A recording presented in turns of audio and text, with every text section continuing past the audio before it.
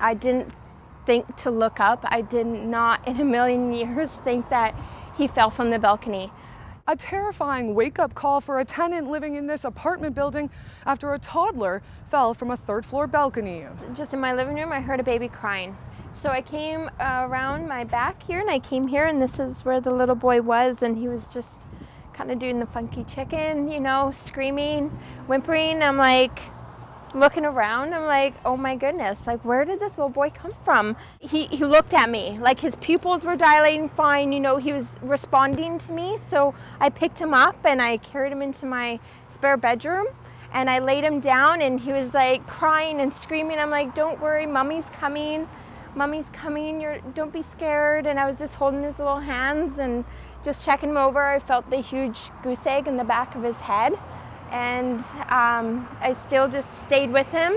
I told Thomas, my partner, to call 911 right away. A good solid 10 minutes. The mom came, finally. She was on her cell phone. She was crying. She was frantic.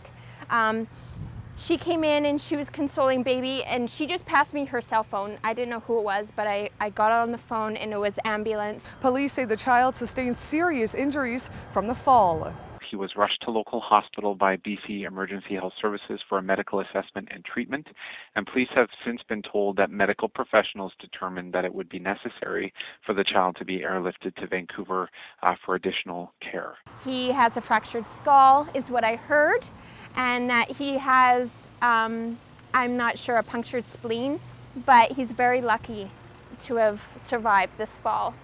It just gives you a wake-up call too, to realize how precious your babies are and to keep them safe. Police and the Ministry of Child and Family Development are investigating, and we haven't been given an update on the status of the child's injuries. For Castanet News, I'm Alana Kelly in Kelowna.